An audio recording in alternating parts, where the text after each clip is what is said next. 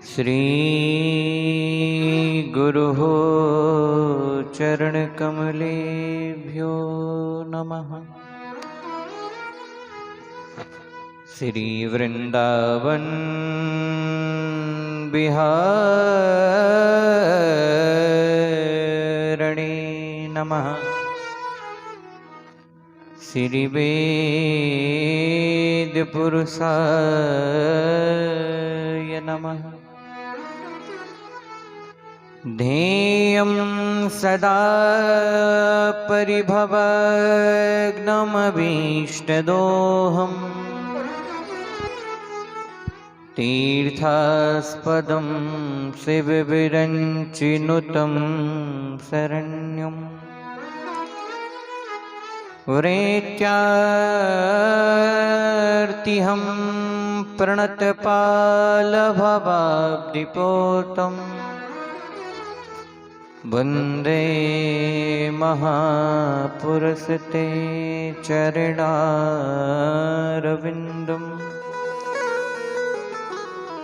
वंशी विभूषितकरान्नवनीरदाभात् पीताम्बरान्दरुणबिम्बफलादरोष्टः पूर्णेन्दुसुन्दरमुखारदरविन्दनेत्रात् कृष्णात् परं किमपि तत्त्वमहं न जाने। लेत सदा सुददीन की लेत सदा सुददीन की सहज दया के धाम और जननी जनक अक्षय के कृपो श्री सीताराम। काहू के धन धान है काहू के परिवार और अक्षय के प्रभु सांवरे सुजीवन प्राण आधार। सुनी प्रभु मोहि न बिसारियो कि सुनी प्रभु मोहि न बिसारियो चाहे लाख लोग मिल जाएं और तुमसे हम खो बहुत हैं हमसे तुम खो नाए।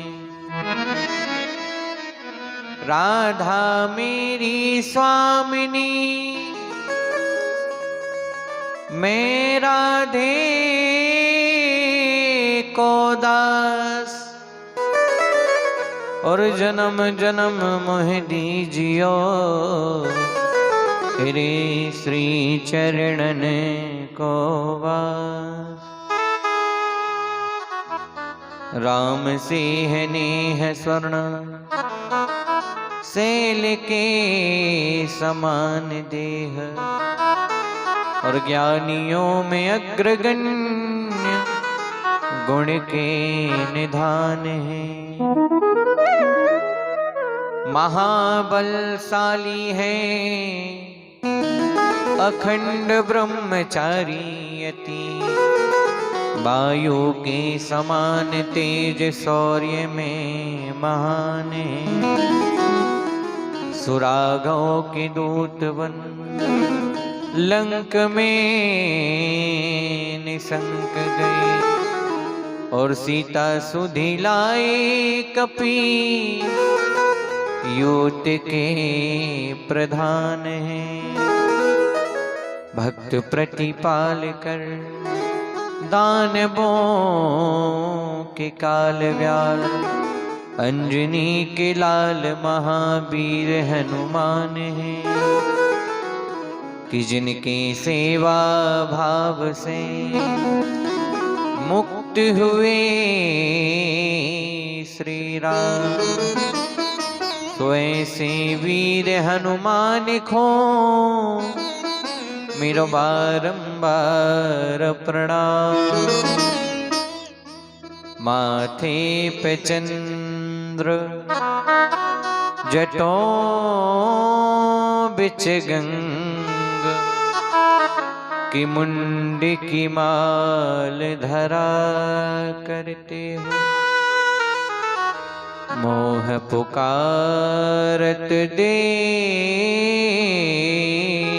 भई, भोलेनाथ विलंब कहाँ करते हो।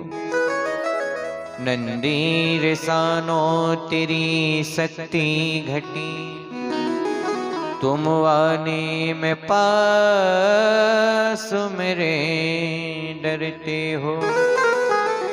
सो कौन सो कारण नाथ विलंब को, भोलेनाथ विलंब कहाँ करते हो।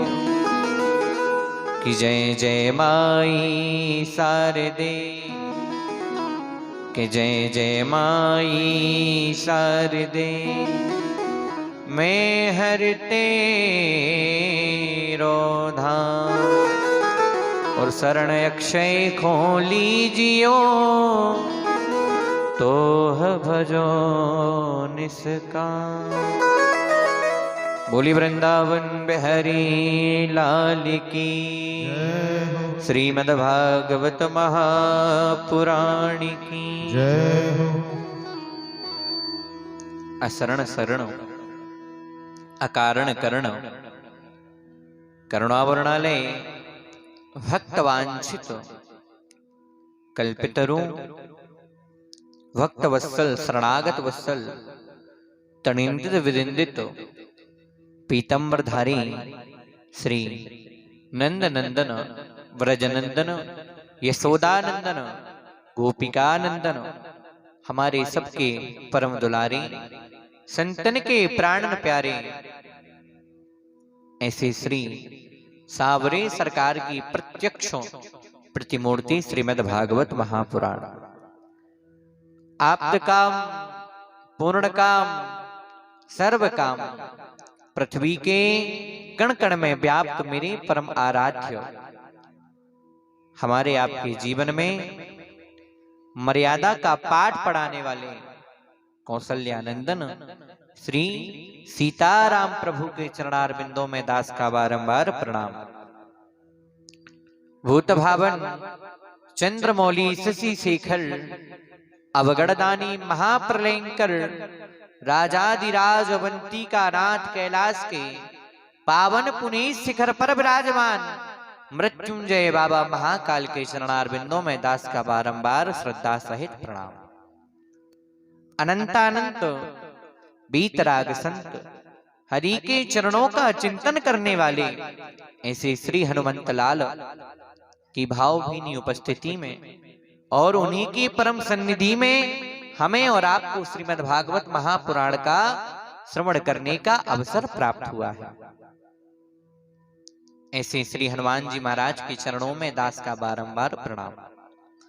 सनातन धर्म ध्वजा को नित्य लहराने वाले, नित्य अपने कर्म पथ पर अग्रसर होने वाले संत विप्रों के शरणार बिंदों में दास का बारंबार प्रणाम। मैं इस पावन पुनीत व्यास मंच से पूज्य सियावर स्वामी जी महाराज के चरणों में बारंबार प्रणाम करता हूँ। मेरे मंच पर विराजमान सूर्य के समान प्रकाशमान हो रहे विप्रबंधु एवं मेरे दूसरी ओर विराजमान मां सरस्वती के वरद पुत्र कृपा पात्र संगीतज्ञ बंधु, हमारी इस कथा पंडाल में पधारी मां विद्युत मां गारमा अनसुईया मदारसा भगवती हरसिद्धि पराम्बा के चरणों का चिंतन करने वाली ममतामयी मोदमयी करुणामयी वात्सल्यमयी मात्र शक्ति, दूसरी ओर विराजमान श्री कृष्ण चरणानुरागी यत्र तत्र ग्राम से पधारे हमारे समस्त कृष्ण भक्त, कथा पंडाल में भारत वाटिका के नवनिहाल नव पल्लवित कर्णाधार कमल के समान प्यारे प्यारे से बाल गोपाल सभी के अंदर प्रभु की मूर्ति को निहारते हुए सिया राममय सब जग जानी करहु प्रणाम जोर जग पानी के भाव से सभी को प्रेम भरा सीताराम। एवं जहां जहां तक मेरी आवाज पहुंच रही हो सभी को जय श्री राधे श्याम। हमारी इस पावन पुनीत श्रीमद् भागवत महापुराण में यजमान बनने का सौभाग्य प्राप्त हो रहा है श्री कल्याण यादव, उनकी श्रीमती अमूल रानी यादव एवं समस्त यादव परिवार को इस व्यास मंच से खूब खूब साधुवाद। आज हमारी कथा का विराम का दिवस है। ध्यान देना, भागवत कभी समाप्त नहीं होती है, भागवत होती है विराम। क्योंकि भागवत कभी एक हफ्ते में हो ही नहीं सकती। भागवत है महाराज 3 महीने का कोर्स। भागवत एक हफ्ते में कोई नहीं गा सकता। भागवत होती है 3 महीने में। बोले फिर एक हफ्ते में कैसे होने लगी? महाराज एक हफ्ते की तो सत्यनारायण की कथा है। विष्णु पुराण के अनुसार कोई भी व्यास एक हफ्ते में पूरी श्रीमद् भागवत महापुराण को नहीं गा सकता है।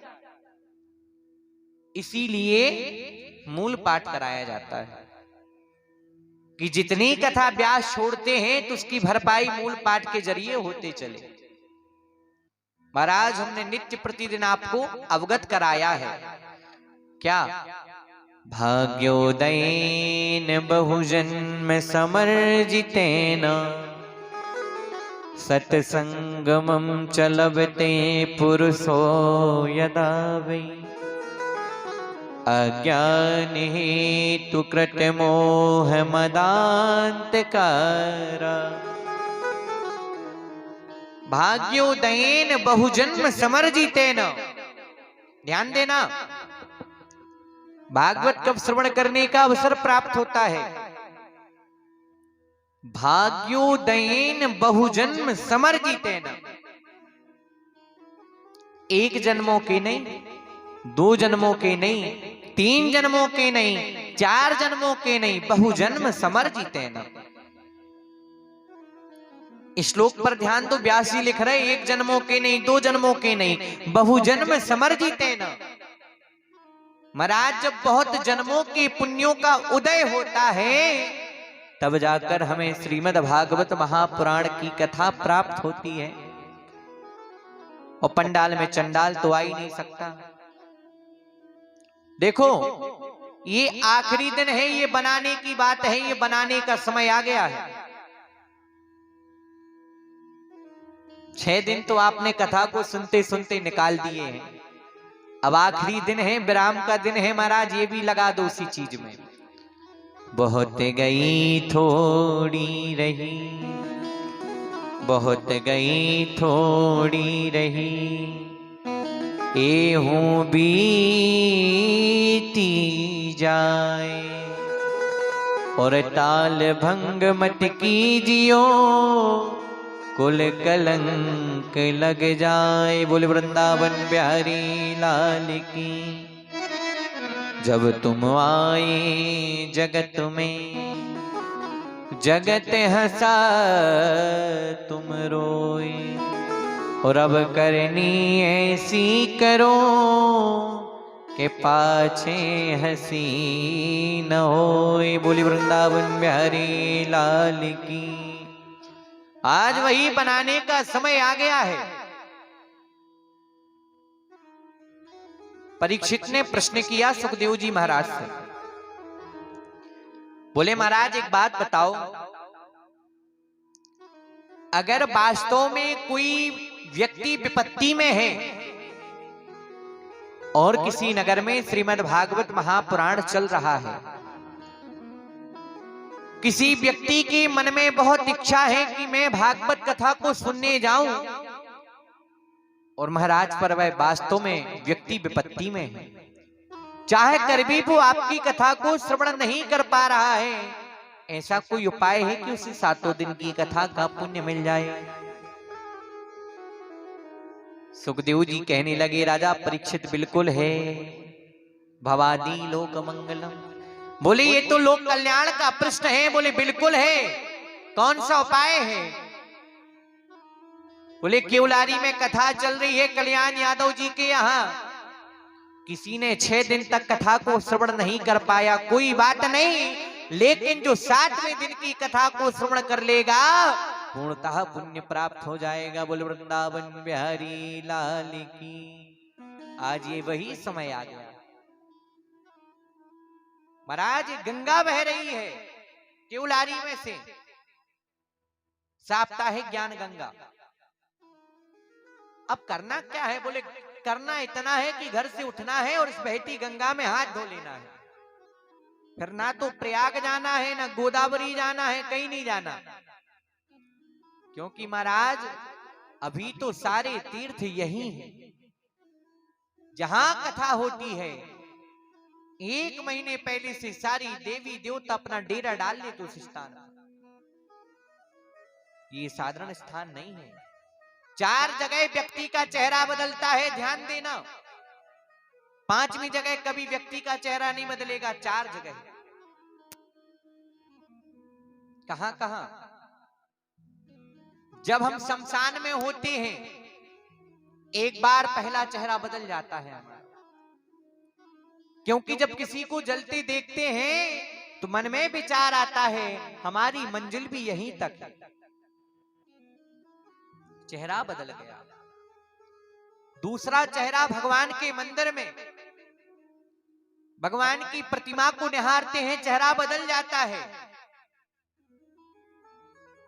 तीसरा चेहरा, बोले जब कथा पंडाल में उपस्थित रहते हैं, शीशा लाना और अपने अपने चेहरों को देखो, बदल जाएगा, बिल्कुल चेहरा बदल जाएगा। क्योंकि यहां जो हम बात करते हैं और आप हमारी बात को सुनते हैं, हृदय में ऐसा लगता है कि मानो व्यास जी जो बात को कह रहे हैं कल से उसी बात पर चल रहा है, लेकिन महाराज चल नहीं पाते। तीसरा चेहरा बदल गया। चौथा, स्त्री संभोग के बाद चेहरा बदलता है। स्त्री संभोग के बाद चेहरा बदलता है, ये क्षणिक सुख है, वास्तविक का ज्ञान होता है। 5वीं जगह कोई ज्ञान का रास्ता है ही नहीं। सुखदेव जी कहने लगे, अगर वास्तव में कोई विपत्ति है, 6 दिन कथा नहीं सुन पाया, और अगर वो 7वें दिन की कथा को सुन लेगा पूर्णतः फल प्राप्त हो जाएगा। जानते हो विपत्ति किसे कहते हैं? कहे हनुमंत बेपद प्रभु सोई, हनुमंत बेपद प्रभु सोई, कहे हनुमंत बेपद प्रभु सोई,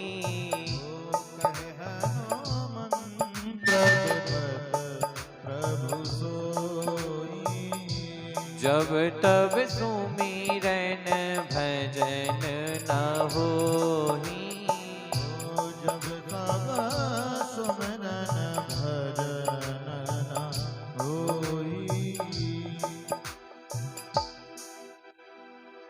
विपत्ति किसे कहते हैं? कहे हनुमंत विपद प्रभु सोई, जब तब सुमिरन भजन न होई। बोले विपत्ति उसको कहते हैं जब हरि तुम्हारा भजन नहीं होता। और इसलिए महाराज कहना यह है कि ये ब्राह्म का दिवस है, जिसने कथा नहीं श्रवण कर पाई कोई बात नहीं, आज आकर कथा को श्रवण कर लो, पूर्णतः फल प्राप्त हो जाएगा। आइए 2 मिनट हरि संकीर्तन के पश्चात हम अपनी पावन मंगलमयी कथा में प्रवेश करेंगे। बोले वृंदावन बिहारी लाल की जय। जिसका रखवाला है राम, उनकी कौन बिगाड़े काम। जिसका रखवाला है राम, उसके कौन बिगाड़े काम। जिसका रखवाला है राम, उसका कौन बिगाड़ेगा। वो जिसका रखवाला है राम उसका कौन बिगाड़ेगा।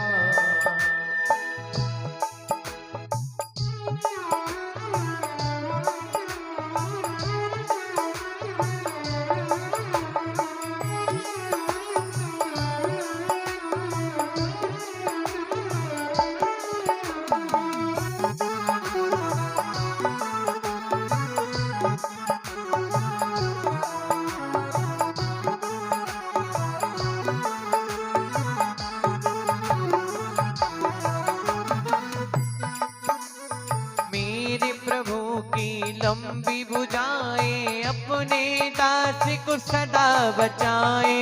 मेरे प्रभु की लंबी भुजाएं अपने दास को सदा बचाए। मेरे प्रभु की लंबी भुजाएं अपने दास को सदा बचाए। मेरे प्रभु की लंबी भुजाएं अपने दास को सदा बचाए।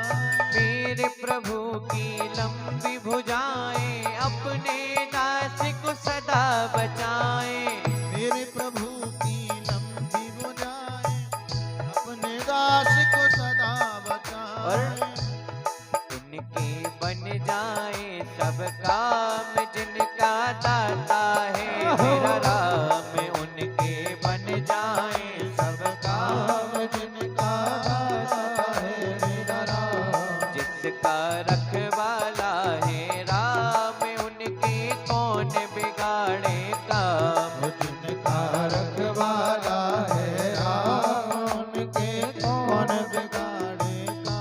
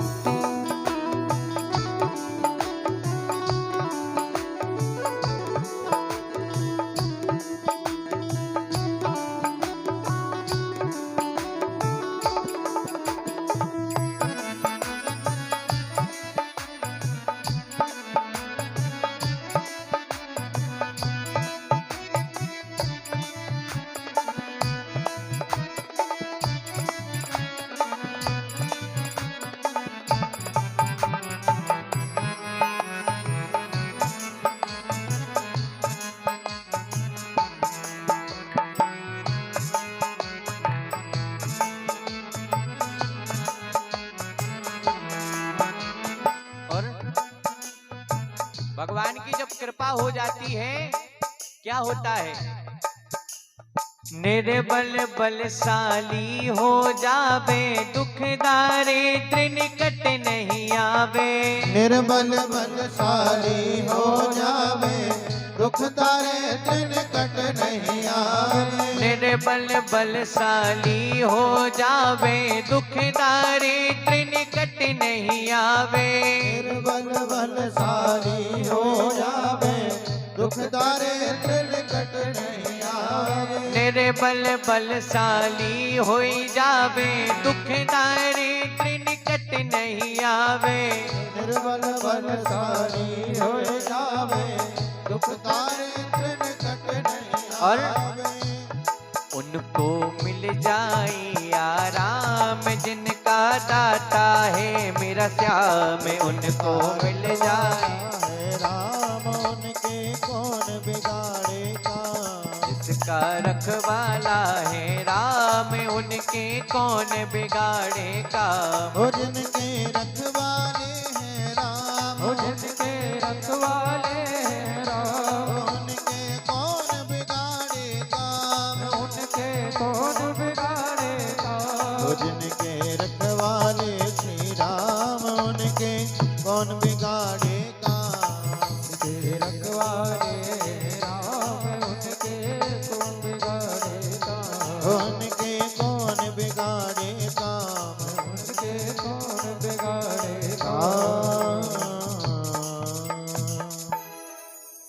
बोली वृंदावन बिहारी लाल की जय हो। आइए आज हम और आप पावन उद्धव चरित्र को श्रवण करेंगे कि जब भगवान परब्रह्म परमात्मा अपने नंद बाबा मैया यशोदा सारे गोप ग्वालों को छोड़कर मथुरा आए, तब भगवान की दशा कैसी थी। आइए हम और आप पावन मंगलमयी उसी कथा को श्रवण करते हैं। जब भगवान यशोदा मैया को छोड़कर आए, अक्रूर जी लेने गए, मैया यशोदा गोपियों का विरह का महाराज कोई ठिकाना नहीं था। भगवान ने देखा कि मैया मेरे पीछे पीछे रथ के दौड़ रही है, कन्हैया तू मथुरा मत जा, कन्हैया तू मथुरा मत जा। भगवान कहते मैया परसों आगमिष्यामि, मैया मैं परसों आ जाऊंगा। कृष्ण जानते थे कि अब मुझे बरसों नहीं आना। जब भगवान को अक्रूर जी लेने आए थे, उसके पहले भगवान गुमसुम रहने लगे। सखाओं ने देखा कि ये कृष्ण सबसे बड़ा छलिया है, लेकिन मैं इसको 2 दिन से देख रहा हूं, ये बड़ा उदास रहता है। कृष्ण जानते हैं कि अब मेरा कीड़ा करने का समय समाप्त हो चुका है, अब मुझे हमारी कर्म भूमि याद कर रही है। कृष्ण मन में सोच रहे हैं कैसे मैं इन गोप ग्वालाओं से दूर जा पाऊंगा, कैसे मैं मैया यशोदा को त्यागूंगा। कन्हैया बड़े गुमसुम रह रहे हैं। मधुमंगल ने पूछा, अरे कृष्ण मैं तुझे 2 दिन से देख रहा हूं, तू बड़ा गुमसुम रहता है, कारण क्या है। आज भगवान मधुमंगल को गले लगाकर रोने लगे।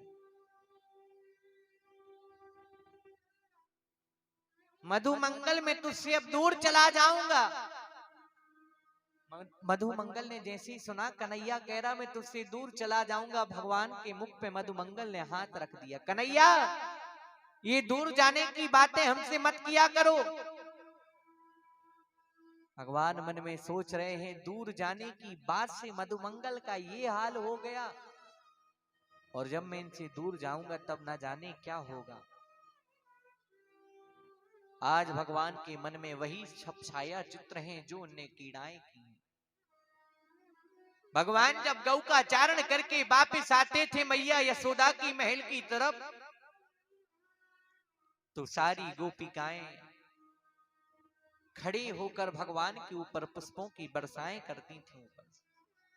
तो कन्हैया सभी को देखकर मुस्कुराते थे, किसी को हाथ बताते थे, किसी को देखकर मुस्कुराते थे, तो गोपी आपस में बात करती थी। अरे पता है बेरन, आज वो कन्हैया मुझे देखकर मुस्कुराया है। महाराज गोपियों की कोई खुशी का ठिकाना ही नहीं रहता था, इतनी प्रसन्न होती थी गोपिकाएं। पर आज जब भगवान परब्रह्म परमात्मा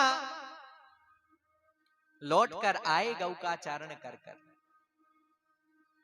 तो जानते हो दृश्य तो वही है, सारी गोपी अपने अपने छत के ऊपर खड़ी है, कन्हैया के ऊपर पुष्प की वर्षा कर रही हैं। पर जानते हो आज कन्हैया रथ में नीचे मुंह करके बैठे, क्योंकि भगवान जानते हैं कि अगर मैं किसी गोपी को देख लूंगा तो मैं अपने आंसुओं को नहीं रोक पाऊंगा। भगवान को वही सब दृश्य याद आ जाएंगे, किस प्रकार से उन गोपियों के साथ भगवान ने कीड़ाएं की। आज भगवान किसी गोपी को निहार नहीं रहे हैं। जैसे ही माता यशोदा के महल में गए, सारे ब्रज में ये बात फैल गई कि कल हमारे श्याम सुंदर हमें छोड़कर चले जाएंगे। भगवान ने अक्रूर को देखा कि अक्रूर जी हमें लेने आए हैं। भगवान ने मना कर दिया, अक्रूर महाराज आप मैया को मत बताना कि आप हमें लेने आए हैं। अगर महाराज आज आप मेरी मैया को बता दोगे कि आप मुझे लेने आए हैं तो मेरी मैया का रो रो कर बुरा हाल हो जाएगा। महाराज जैसे इतना कहा कि नंद महल के बाहर गोपियों की लाइन लग गई। अरे यशोदा, मैंने सुना है कि मेरे कृष्ण कल हमें छोड़कर चले जाएंगे। यशोदा मैया ने जैसी कृष्ण के छोड़ने की बात को सुना, कौन कहता है कृष्ण छोड़कर चला जाएगा। जैसे गोपियों ने बताया सारी बात, आज भगवान परब्रह्म परमात्मा अपने कमरे पर पलंग पर बैठे हैं, रो रहे थे, मैया की हर एक कीड़ा को याद कर रहे थे। इतने में मैया यशोदा रो रो कर गेट खोले तो देखते हैं आज त्रिलोकीनाथ भी रो रहा है। आज महाराज मैया यशोदा के दुख का कोई ठिकाना नहीं है। जिसका कृष्ण जैसा पुत्र उसकी मां से दूर चला जाए, बताओ उसके कोई दुख का ठिकाना हो सकता है? महाराज उसके दुख का कोई ठिकाना हो ही नहीं सकता। क्यों आए हैं अक्रूर जी आप? मैं आपके पुत्र को लेने आया हूं। नहीं नहीं, मैं अपने पुत्र को तुम्हारे साथ नहीं ले जाने दूंगी। अरे अक्रूर, जानते हो ये कृष्ण गौ का चारण करके लेट लौटता है तो मेरा हृदय मेरा स्थान छोड़ देता है, हृदय अपनी जगह छोड़ देता है। अरे अक्रूर, ये लेट आता है ना तो मैं पागल हो जाती हूं।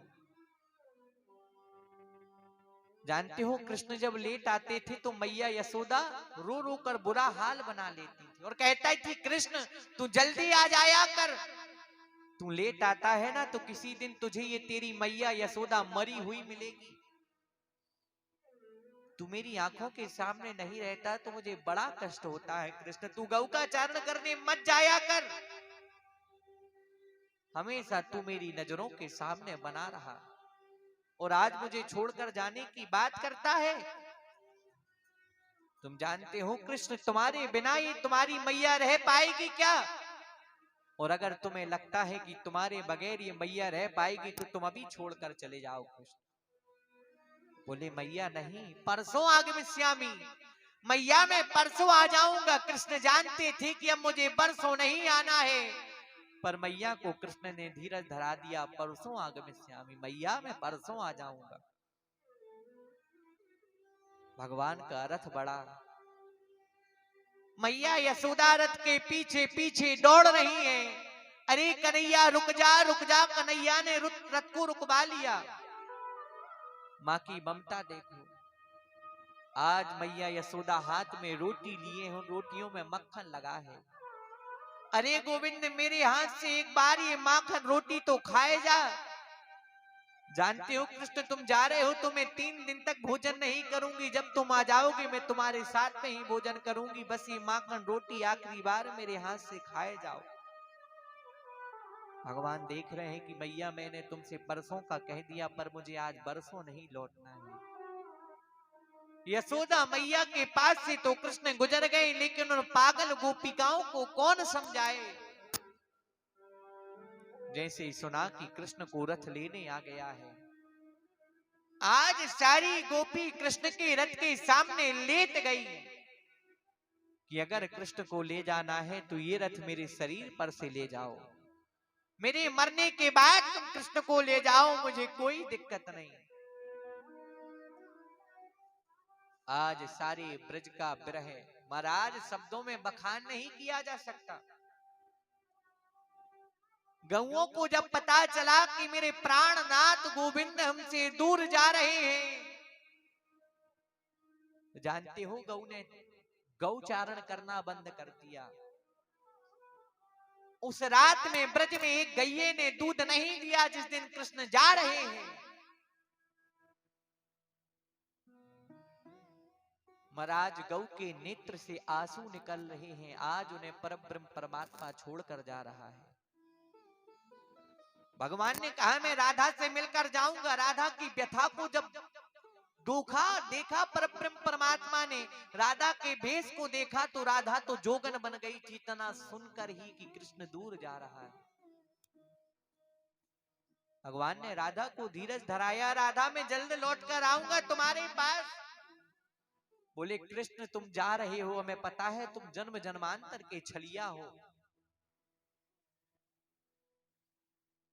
तुम ना जाने हमें छलकर तो नहीं जा रहे ना गोविंद। नहीं नहीं राधा मैं बहुत जल्दी लौट कर आ जाऊंगा, लेकिन कृष्ण कुछ निशानी तो दे दो। वो 3-4 दिन हम अपने जीवन के कैसे गुजारेंगे जब तुम मेरे पास नहीं रहोगे गोविंद। भगवान ने अपनी कमर में से मुरली निकाली, राधा के हाथ में दे दी। राधा तुम इस मुरली के सहारे अपना जीवन व्यतीत करना जब तक मैं तुम्हारे पास नहीं आऊं। और भगवान आए भी नहीं, 100 वर्ष तक नहीं मिल पाए। और आज वही समय आ गया। भगवान को आज ब्रज की बड़ी याद आ रही है, मथुरा में है भगवान। और जैसे ही भगवान को याद आई, भगवान को गोप ग्वाल नंद बाबा मैया यशोदा राधा की बहुत याद आ रही है। भगवान के कमरे में एक बहुत बड़ी खिड़की है। भगवान आज खिड़की पे खड़े होकर यमुना तट को निहार रहे हैं। भगवान खड़े होकर यमुना की ओर देख रहे हैं, ब्रज की ओर देख रहे हैं। भगवान देख रहे हैं कि कोई मुझे ब्रज का मेरा सखा दिखाई दे जाए ना, तो मैं सखा को देखकर अपना जीवन गुजार लूंगा। आज भगवान को कुछ सखा दिखाई दे रहे हैं कि सखा यमुना किनारे गऊ का चारण कर रहे हैं।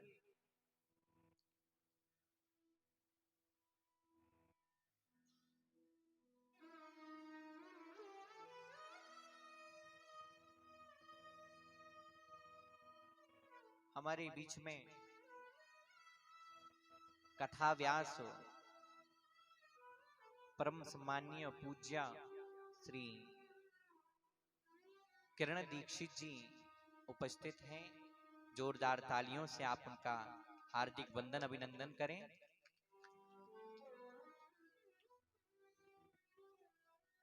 और आप मंच पर आने की कृपा करें। और जैसे भगवान तट को निहार रहे हैं तो भगवान को क्या दिखा, भगवान देख रहे हैं कि कुछ गोप ग्वाला गौ का चारण करके ब्रज की ओर वापस जा रहे हैं। तो भगवान ने जैसे ही देखा तो भगवान को बचपन की याद आ गई।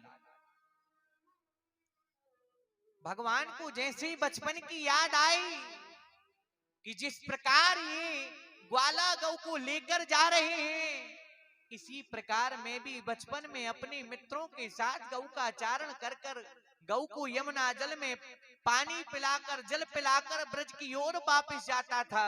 जैसे भगवान ने इस दृश्य को निहारा,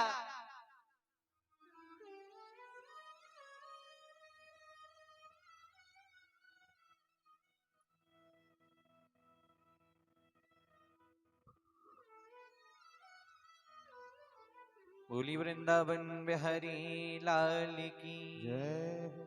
और जैसे ही भगवान ने इस दृश्य को निहारा, भगवान पे रहा नहीं गया। भगवान जोर से रोने लगे, चिल्ला चिल्ला कर आज गोविंद रोने लगे। बगल के कमरे में उद्धव जी बैठे थे। उद्धव जी के यहां वो रोने की आवाज पहुंच गई। उद्धव जी ने जैसे ही सुना कि कृष्ण रो रहा है, उद्धव जी मित्र हैं कृष्ण के, उद्धव जी ने जैसे ही कृष्ण की रोने की आवाज सुनी, आज उद्धव खड़े होकर दौड़ पड़े कृष्ण की ओर। और जैसे ही देखा कि गोविंद रो रहा है, गए उद्धव ने गले लगा लिया कृष्ण को। प्रभु आप क्यों रोते हैं? भगवान ने कहा उद्धव मुझे ब्रज की बड़ी याद आती है। भगवान बताने लगे उद्धव रोने का कारण ये है, मुझे ब्रज की बड़ी याद आती है, मुझे उन गोपिकाओं की बड़ी याद आती है। उद्धव मुझे नंद बाबा की बहुत याद आती है, उद्धव मुझे यशोदा मैया की बहुत याद आती है। आज भगवान यशोदा मैया का बखान कर रहे हैं, उद्धव से कह रहे हैं उद्धव मुझे हर पल ब्रज की याद आती है, मुझे ब्रज की याद आती है, मुझे नंद बाबा की याद आती है, मुझे गोप की याद आती है, मुझे ग्वालाओं की याद आती है। अरे उद्धव, यशोदा जैसी मैया भगवान किसी को युगों युगों तक नहीं मिलेगी और न भगवान यशोदा जैसी मैया किसी को देगा। जानते हो उद्धव, जब तक मैं मेरी मैया यशोदा के पास रहा तब तक मैंने मैया यशोदा को एक भी सुख नहीं दिया। आज भगवान अपना दुख बता रहे हैं उद्धव को। उद्धव, यशोदा जैसी मैया किसी को मिल ही नहीं सकती और उस भोली मैया को मैंने कितना दुख दिया। मैं उस भोली सी मैया को कभी सुख दे ही नहीं पाया। अरे उद्धव, जानते हो आए दिन कोई ना कोई दरवाजे पर आता, तुम्हारे बेटे ने ये कर दिया, तुम्हारे बेटे ने आज मेरा माखन खा लिया। तो जानते हो इतनी शिकायत आने के बाद भी मेरी मैया यशोदा का प्रेम घटा नहीं बल्कि उल्टा बढ़ने लगा मेरी ओर। अगर कोई मैया होती उद्धव तो वो प्रेम को घटाती, लेकिन मेरी मैया यशोदा प्रेम को बढ़ाने लगी। पता है उद्धव, एक दिन मैं गौ का चारण करके घर थोड़ी देर से लौटा, तो जानते हो मेरी उस भोली सी मैया ने उद्धव मुझे गले लगाकर रोने लगी। वो कहती कन्हैया तू देर मत किया, तू देर करता है तो मेरा कलेजा अपनी जगह छोड़ देता है उद्धव। और मैं थोड़ी देर क्या देर से लौटता था तो मेरी मैया यशोदा मुझे गले से लगाकर रोने लगती थी। और आज कितना समय हो गया उद्धव, मुझे उनसे बिना मिले, वो मेरे बिना मेरी मैया कैसे रह रही होगी। न जाने मेरी मैया मेरे बिना कैसे समय गुजार रही होगी। मैं आ रहा था ना उद्धव, तब वो बोरानी मेरे रथ के पीछे पीछे दौड़ रही थी। उद्धव, मैंने कह दिया परसों आगमिष्यामि। मुझे इस बात का दुख होता है उद्धव, जब मुझे लौट कर जाना ही नहीं था तो मैंने मैया से झूठ क्यों बोला परसों आगमिष्यामि। पर उद्धव मैं ये भी जानता हूं कि अगर उस समय में मैया से झूठ नहीं बोलता परसों आगमिष्यामि तो मेरी मैया कब की मर जाती। वो राह देख रही है, कभी ना कभी तो कृष्ण का परसों होगा, वो मेरा कन्हैया जरूर मुझसे मिलने आएगा। भगवान कहते हैं मेरे बाबा जैसे नंद बाबा जीवन में किसी को मिल ही नहीं सकते। जानते हो उद्धव वो मुझसे कितना प्रेम करते थे। बाबा जानबूझकर जूती नहीं पहनते थे। उद्धव को बता रहे हैं कृष्ण, मेरे बाबा जानबूझकर जूती नहीं पहनते थे, वो जाके घर के बाहर खड़े हो जाते थे। उनको पता था कि अब मेरा कन्हैया अपने सिर पर जूती रखकर आएगा और मुझे अपने हाथों से जूती पहनाएगा। और जानते हो तो मैं अपने सिर पर जूती रखकर ले जाता था और उन पर चिल्लाता था, बाबा आपने जूती क्यों नहीं पहनी, मैया गुस्सा होगी। और जानते हो तो मैं उन पे चिल्लाते चिल्लाते अपने हाथों से उनको जूती पहनाता था। उसी दृश्य को देखने के कारण आज वो रोज नंगे पैर जाकर बाहर खड़े हो जाते थे, कृष्ण आएगा और मुझे अपने हाथों से जूती पहनाएगा। और जानते हो उद्धव, जब से मैं यहाँ मथुरा आया हूं मैं ये गारंटी के साथ कह सकता हूं मेरे पिता ने जूती पहनना ये छोड़ दिया होगा उद्धव। मेरे पिता ने मेरे आने के बाद जूती नहीं पहनी होगी उद्धव। मैंने कितना कष्ट नहीं दिया। और उद्धव सबसे ज्यादा दुख तो मैंने उन भोली भाली गोपियों को दिया है। सबसे ज्यादा मैंने अगर किसी को दुख दिया है तो वो है भोली भाली गोपियां उद्धव। मैं जब उन गोपियों के घर में चोरी करने जाता था ना उद्धव, एक बार मैया ने मना कर दिया कि कृष्ण तुम उन भोली भाली गोपियों के घर में चोरी करने मत जाया कर, क्योंकि वो उसी माखन को बेचकर अपना पेट पालती हैं उद्धव। तो जानते हो उद्धव, मैया ने जब मुझे समझाया तो मैं उन गोपियों के कई दिनों तक घर पे चोरी करने नहीं गया। और जानते हो उद्धव, जब मैं चोरी करने नहीं गया तो वो सारी गोपियां एक दिन मेरे घर पे आ गई और कृष्ण से और मैया से कहने लगी, अरे मैया यशोदा, कृष्ण क्या तेरा ही बेटा है? तो मेरी मैया ने कहा, क्यों? अरे बोले, कृष्ण मेरे घर पे क्यों नहीं आता? मैया ने कहा कि मैंने मना कर दिया है, कृष्ण तुम्हारा नुकसान करता है, मटकियों को फोड़ता है। तुम गरीब हो गोपियां, तुम उसी माखन को बेचकर अपना पेट पालती हो। तो जानती हो गोपियां क्या कहती हैं? अरे चोरी करता है कृष्ण तो करने दो, अरे मटकियां फोड़ता है कृष्ण तो फोड़ने दो। असल में तो गरीब हम उस दिन हो जाएंगे कि जिस दिन मेरे पास कन्हैया चोरी करने नहीं आएगा। जिस दिन कन्हैया हमारे घर आना छोड़ देगा, उस दिन हम गरीब हो जाएंगे। और आज भगवान की दुख का कोई ठिकाना नहीं है। भगवान रोते रोते उस स्थिति को उद्धव जी को बता रहे हैं। अरे उद्धव, सबसे ज्यादा दुख तो मैंने अपनी उस राधा को दिया है, जिसने मुझसे सबसे ज्यादा प्रेम किया है। जैसे राधा का नाम आया, भगवान राधे राधे कहकर रोने लगे। आज भगवान राधा राधा नाम उच्चारण करके रोने लगे। पता है उद्धव, मैं गांव को चराने जब वन में जाता था और अपनी मुरली बजाता ना उद्धव, तो गौ माता के छोटे छोटे बछड़े पूंछ उठाकर मेरे पास आ जाते थे। भगवान बता रहे हैं, उद्धव में गौ का चारण करने जाता, वन में जैसी मुरली का वादन करता तो गौ के छोटे छोटे बछड़े पूंछ उठाकर मेरे पास आ जाते और हजारों की संख्या में मुझे घेर कर खड़े हो जाते वो नन्हे नन्हे से गौ के बछड़े। और जब मैं मुरली को बजाना बंद कर देता तो वो गौ के बछड़े छोटे छोटे से बछड़े मानो ऐसे देखते, आंखों से कहना चाहते हो, मुरली क्यों बजाना बंद कर दी गोविंद, और बजाओ ना।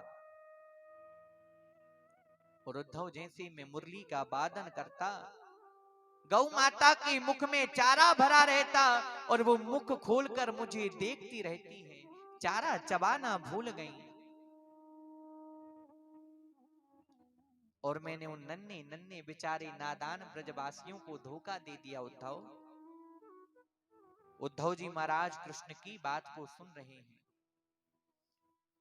अरे उद्धव, मेरी राधा तो मेरी मुरली के सहारे जी रही है।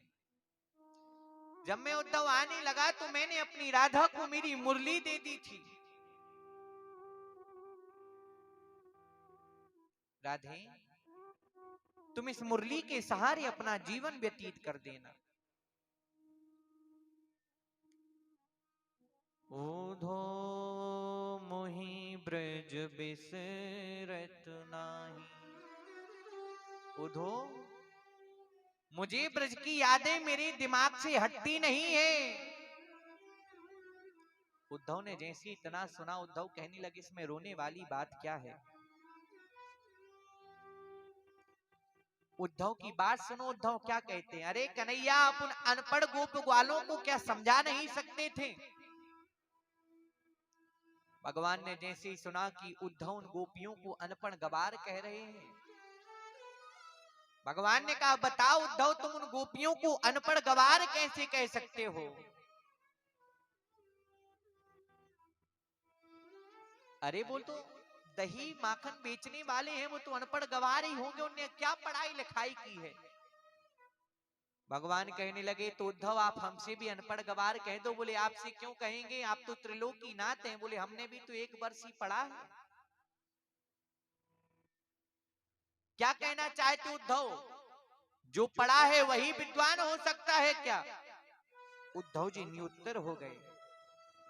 उद्धव जी कहने लगे आप तो परमात्मा हैं। भगवान ने जैसी उद्धव की बात को सुना, रे उद्धव तुम में ज्यादा ज्ञान है, तुम बृहस्पति के शिष्य हो ना, तुम में अधिक ज्ञान है। उद्धव आप जाओ और ज्ञान के माध्यम से उन गोपियों को समझाओ, उन गोपियों को समझाओ कि तुम कृष्ण की याद करना बंद कर दो। कृष्ण तो परमात्मा है, जाओ उद्धव समझाओ। भगवान उद्धव को भेज रहे हैं कि तुम्हें ज्यादा ज्ञान का अहंकार है ना, जाओ मेरे बाबा नंद को समझाओ, जाओ मेरी मैया को समझाओ। उद्धव उद्धव ने जैसी कृष्ण का आदेश पाया, बोले मैं चला तो जाऊंगा, पर ध्यान दो कृष्ण, मैं वहां 1-2 घंटे से ज्यादा नहीं रुक पाऊंगा, क्योंकि मुझे लगता है कि मेरी विद्युत्ता वाली बातें वो नहीं समझ पाएंगी। भगवान कहने लगे उद्धव ये तो समय बताएगा कि तुम 1-2 घंटे में वापस आते हो या कितने महीनों में वापस आते हो। ब्रज तो प्रेम की भूमि है। उद्धव ने जैसे ही भगवान का आदेश सुना, उद्धव कहते ठीक है प्रभु मैं जाता हूं। उद्धव जी जाने लगे। भगवान ने कहा रुक जाओ उद्धव। उद्धव एक काम करो। भगवान ने अपने कुंडल उतार दिए, बोले उद्धव इन कुंडलों को पहन लो। भगवान ने अपना पीतांबर उद्धव को दे दिया, बोले उद्धव इस पीतांबर को पहन लो, ये वस्त्र पहन लो और इस मुकुट को धारण कर लो। उद्धव उद्धव कहने लगे इन सबकी जरूरत क्या है कृष्ण? भगवान कहने लगे इन चीजों के बिना बात बनने वाली नहीं है उद्धव। उद्धव जी कहने लगे क्यों? बोले हमारी गोपियां, हमारे ब्रजवासी हमारे अलावा किसी को देखना ही नहीं चाहते। तुम अपने वस्त्रों में जाओगे तो तुम्हें कोई ब्रजवासी थोड़ी ना देखेगा। इस पीले पीतांबर को डाले जाओ उद्धव, और अगर पीला पीतांबर दिख जाएगा तो गोपियां एक पल के लिए समझेंगी ये मेरा कृष्ण है और वो तुम्हें देख लेंगी। उद्धव ने भगवान के वस्त्र को धारण कर लिया। उद्धव ब्रज जाने लगे और भगवान के जाने के बाद ब्रज की परिस्थिति ऐसी बनी, ध्यान देना कथा पे। जब भगवान ब्रज को छोड़कर गए तो ब्रज की परिस्थिति ऐसी बन गई थी। भगवान परसों का कह के गए थे, आज बरसों बीत गए नहीं आए। अब सारे ब्रजवासी गोप ग्वाला मथुरा के रास्ते पर बैठ जाते। ध्यान देना बात है। जब भगवान बरसों नहीं लौटे तो आज सारे गोप ग्वाल नित्य प्रतिदिन ब्रज के रास्ते पर बैठ जाते हैं, झाड़ियों में बैठ जाते हैं, टकटकी लगाकर मथुरा की ओर देखते हैं और कहते हैं लाला आए रहो होगो। सारे गोप ग्वाला नित्य प्रतिदिन इसी बात को कहते हैं, कृष्ण आ रहा होगा, गोविंद आ रहा होगा। और जानते हो इस बात को जब कहते हैं और जब कृष्ण नहीं आते तो वो लौट कर चले जाते। वो सारे गोप ग्वाल लौट कर चले जाते और नंद बाबा के महल के यहाँ खड़े होकर कहते अरे बाबा तेरो छोड़ा बड़ो कठोर है रे, वो आज भी ना आयो। मैया तेरा लाला बड़ा कठोर है, वो आज भी लौट कर नहीं आया। एक दिन उसी स्थान पर जाकर सारे गोप ग्वाल बैठ गए। आज आकाश की किरण जग रही है, मथुरा की ओर से एक रथ आ रहा है। सारे गोप ग्वाल प्रसन्न हो गए, एक दूसरों को आवाज लगाने लगे अरे मधु मंगल तोष, अरे श्री दामा, कन्हैया आ रहा है, कन्हैया आ गया। क्योंकि आज मथुरा से एक रथ आ रहा है। सारे गोप ग्वाल झाड़ियों में से निकलकर भागने लगे,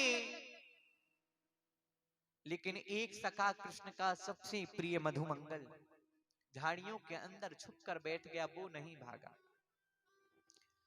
एक सखा बोला अरे मधुमंगल चल कन्हैया आ रहा है। तो देखो मधुमंगल क्या कहता है। जब इसने कहा कन्हैया आ रहा है, मधुमंगल बोला हम तो कान्हा से रूठ गए हैं। और वो आज मधुमंगल कह रहा है अगर कान्हा मुझे आकर मनाएगा और कन्हैया मेरे पैर पड़ेगा तो ही मैं कन्हैया से बात करूंगा, और अगर मेरे कन्हैया पैर नहीं पड़ेगा, मुझे कन्हैया आकर मनाएगा नहीं, तो मैं कृष्ण से बात नहीं करूंगा। मधुमंगल कहने लगा। और जब सारे ब्रजवासी कृष्ण से मिलने भागे तो मधुमंगल पे रहा नहीं गया, मधुमंगल सबसे आगे दौड़ पड़ा। जैसे एक सखा ने देखा कि अभी ये मधुमंगल कह रहा था कि जब तक कृष्ण मेरे पैर नहीं पड़ेगा, जब तक कृष्ण मुझे मनाएगा नहीं, तब तक मैं कृष्ण से बात नहीं करूंगा, पर अब तो ये सबसे आगे दौड़ रहा है। एक सखा कहने लगा क्यों रे मधुमंगल, तू तो कृष्ण से रूठ गया था, कृष्ण से मिलने के लिए दौड़ क्यों रहा है। मधुमंगल कहने लगा रूठ तो बाद में लूंगा, इतने दिनों बाद मेरा कन्हैया आ रहा है, एक बार भर नजर उसे हृदय से लगाकर प्रेम तो कर लूं। और जैसे ही रथ आया तो आज सारे गोप ग्वालों ने रथ को घेर लिया। मधुमंगल कहने लगा इस रथ में मेरा कन्हैया नहीं है। सारे गोप ग्वाल कहने लगे कैसे समझ गए कि इस रथ में हमारा कन्हैया नहीं है। मधुमंगल कहने लगा इसमें अगर हमारा कन्हैया होता तो कब से रथ से नीचे कूद जाता और दौड़कर हमें अपने हृदय से लगा लेता। जैसे मधुमंगल ने इस बात को कहा, गोपों ने देखा कि एक कृष्ण के समान एक व्यक्ति बैठे हुए हैं। जानते नहीं थे ये लोग, उद्धव जी थोड़े थोड़े कृष्ण से मिलते थे। गोपों ने कहा जय श्री कृष्ण। उद्धव ने कहा जय श्री कृष्ण। उद्धव जी कहते हैं आप हमें बता सकते हैं कि नंद बाबा का महल कहाँ है। जैसे गोपों ने बात को सुना, बोले हमें लगता है कि आप लोग कृष्ण के सखा हैं। मधुमंगल कहने लगा बिल्कुल। तो उद्धव कहने लगे आप ये मत समझना कि आपको आपके कन्हैया याद नहीं करते। उद्धव जी कहने लगे आप लोगों को आपके कन्हैया बहुत याद करते हैं, बहुत बहुत याद करते हैं। व्यस्तता के कारण थोड़ा कम याद कर पाते हैं, पर 24 घंटे आप ही की बात लगाए रहते हैं। तो एक सखा ने जब इस बात को सुना तो एक गोप कहने लगा बारी कन्हैया बा।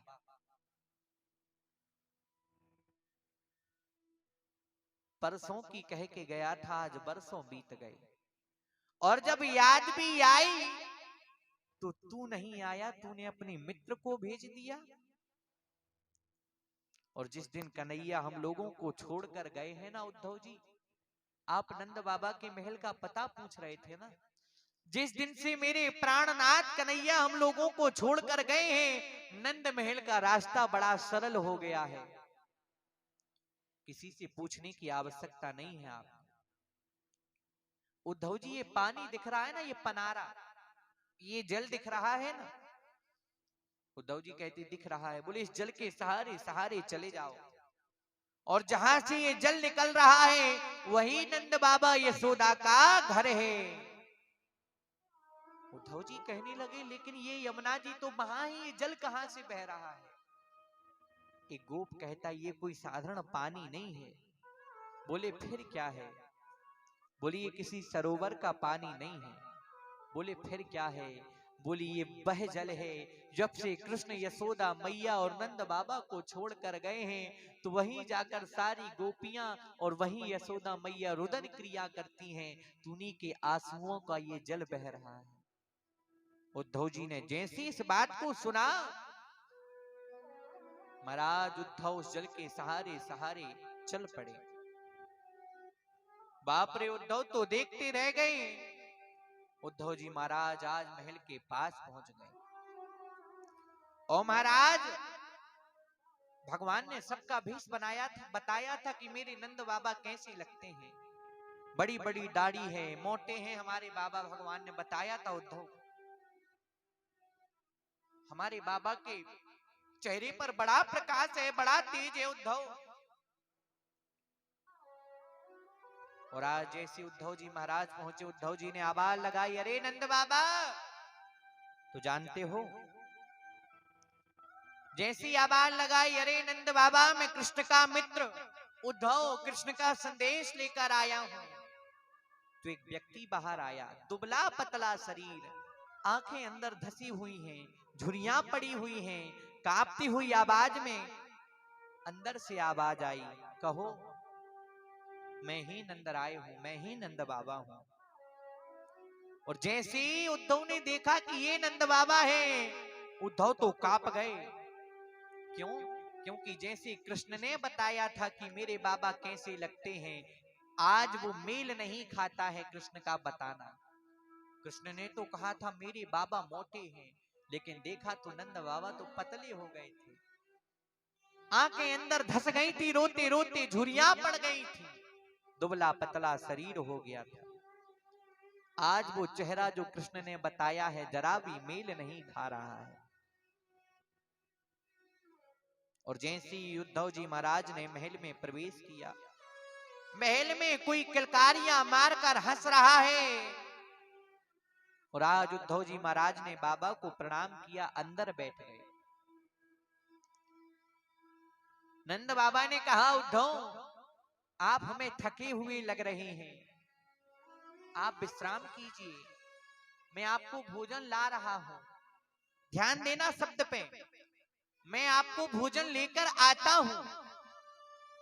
नंद बाबा के शब्दों पर ध्यान दो, मैं भोजन लेकर आता हूं, घर पर भोजन नहीं है, लेकर आता हूं।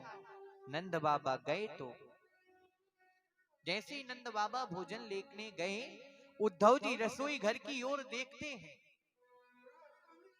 नंद बाबा भोजन लेने चले गए, उद्धव जी महाराज रसोई घर की ओर देख रहे हैं। रसोई घर में जाले लग गए हैं, सारे बर्तन उल्टे पुल्टे पड़े हुए हैं। आज रसोई में जहां यशोदा मैया की रसोई चमकती थी, जहां 33 कोटि देवता अन्नपूर्णा स्वयं भोजन बनाती थी कन्हैया को, आज उस स्थान पर जाले पड़े हुए हैं। जाले क्यों पड़ गए जानते हो? क्योंकि जब से कृष्ण गए हैं तो उस घर में भोजन ही नहीं बना। कृष्ण के जाने के वियोग में उस घर में भोजन ही नहीं बना। जैसे उद्धव ने देखा, अब उद्धव जी महाराज भोजन करने बैठ गए, जो नंद बाबा भोजन लाए। अब आगे उद्धव जी महाराज क्या देखते हैं कि यशोदा मैया बैठी हुई है, 24 घंटे गोविंद को याद कर रही है। उद्धव जी देख रहे हैं कि ये दुबली पतली स्त्री कौन है, नेत्रों से अश्रु बह रहे हैं। कृष्ण ने बताया था कि मेरी मैया का स्वरूप कैसा है, 16 श्रृंगार किए रहती है मेरी मैया, लेकिन देखा आज यशोदा मैया को तो आज बिल्कुल चेहरा मेल नहीं खाता है। कहां के 24 श्रृंगार, यशोदा मैया तो जोगन बन गई। अब तो हालत ये हो गई कि जब से कृष्ण छोड़कर गए हैं तो आंखों से दिखना कम हो गया, इतनी रोती है। कृष्ण के जाने के बाद सुनना कम हो गया। यशोदा मैया की बुरी दशा है। नंद बाबा ने कहा यही यशोदा है। उद्धव खड़े हो गए यशोदा से मिलने के लिए बड़े। उद्धव ने कहा मैया प्रणाम। नंद बाबा ने कहा थोड़ी जोर से बोलो, शायद तुम्हारी आवाज सुन ले। उद्धव कहते प्रणाम माता, मैं कृष्ण का मित्र। माता यशोदा कहती कौन है, धीरे से बोलो। लेकिन क्यों? उद्धव जी कहने लगे धीरे क्यों बोले? माता यशोदा कहती हैं अगर जोर से बोलोगे ना तो लाला की नींद खुल जाएगी। खाली पलने को झुला रही है मैया यशोदा।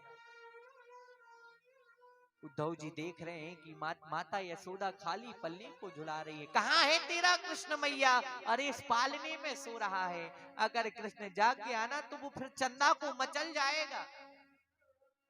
अभी कहेगा मैया मेरो ब्याह करा दे, चंदा को मंगवा दे। इसलिए उद्धव धीरे से बोलो, मेरा कृष्ण मचल ना जाए। और अगर नींद खुल गई ना तो कभी बहू मांगे, कभी चंदा मांगे। अरे एक दिन की बात सुनो। धूरी भरे अति शोभित श्याम जो,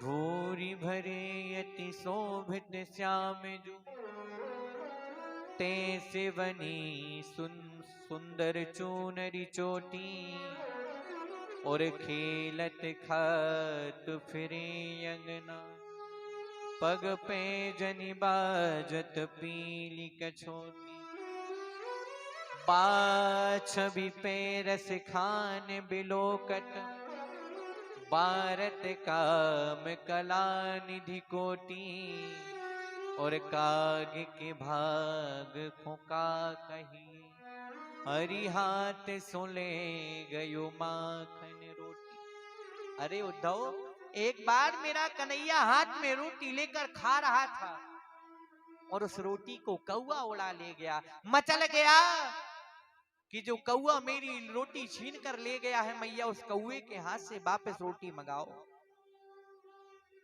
मैया यशोदा को जैसे ही थोड़ा होश आया, दौड़ पड़ी, अरे कान्हा आ गया। क्योंकि उद्धव जी भी एक से लगते थे, आगे चलकर गिर पड़ी, शरीर में शक्ति नहीं बची है। नंद बाबा कहते हैं कन्हैया नहीं है, ये कन्हैया का मित्र है, उसका संदेश लेकर आया है।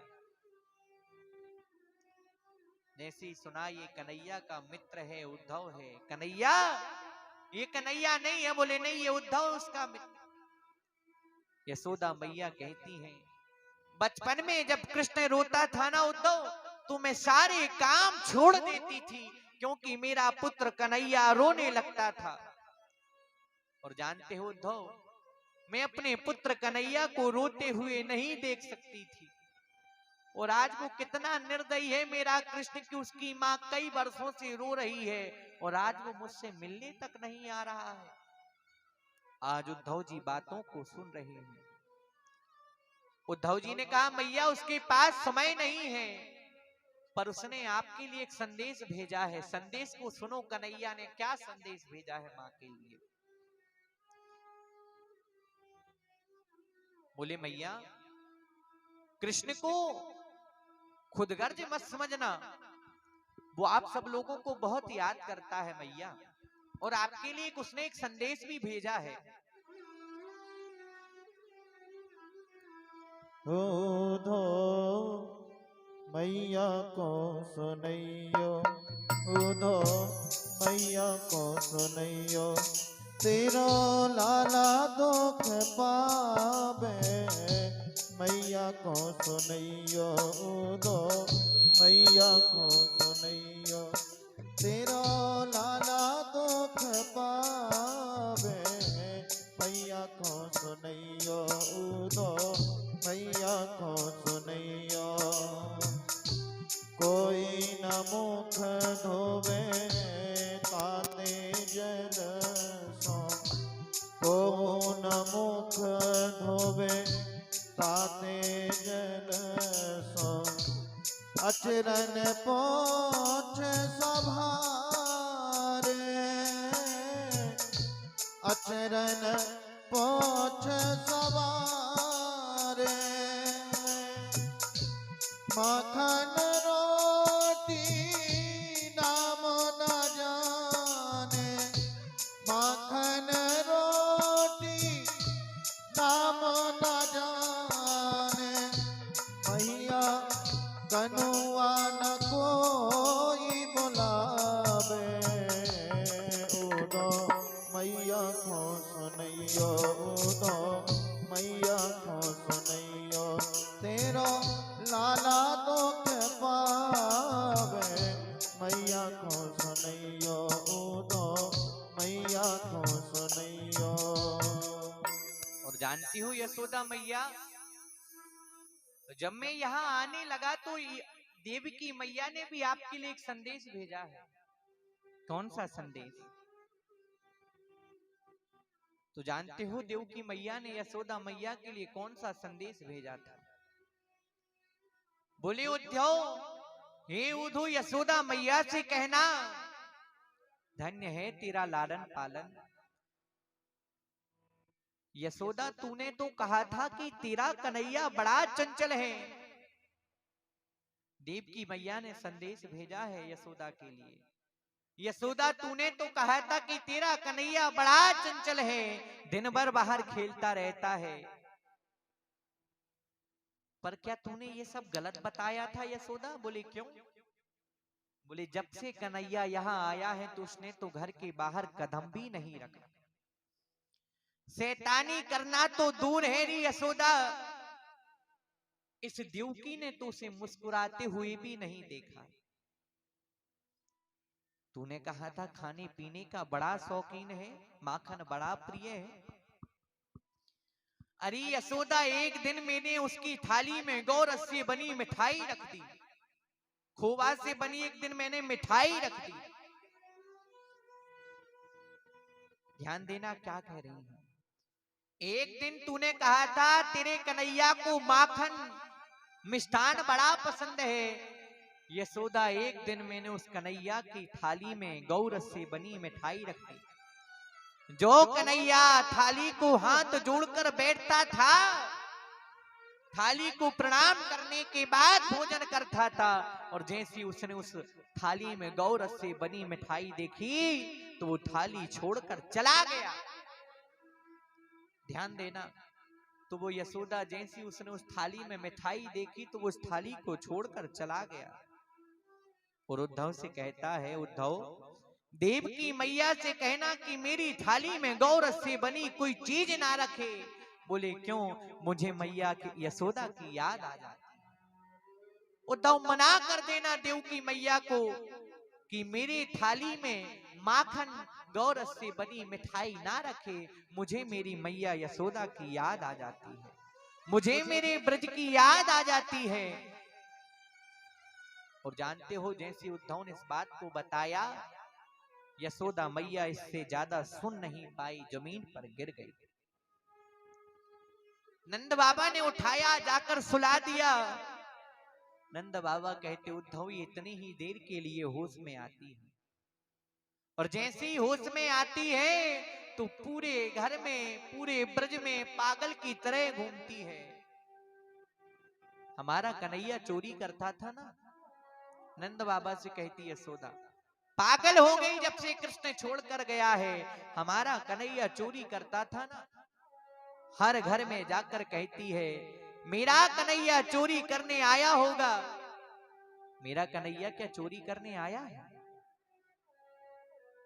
गोपी कहती नहीं। यशोदा मैया कहती तू झूठ बोल रही है री, पक्का तूने मेरे कृष्ण को अंदर बांध के रखा है, उसे वापिस लौटा दो, मैं किसी का नुकसान नहीं होने दूंगी, उसे वापस कर दो, मेरा कन्हैया कल से तुम्हारे घर में नहीं आएगा।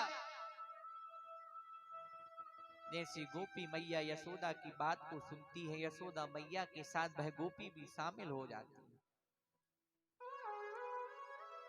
यमुना किनारे कदमों की वृक्षों के ऊपर ढूंढ रही है, उस मेरे कन्हैया को कदम की डाली पर बैठकर मुरली बजाने का बड़ा शौक था, शायद कदम की डाल पर बैठकर मुरली ना बजा रहा हो। यमुना के किनारे पर कदमों के वृक्षों पर आज मैया कृष्ण को खोज रही है।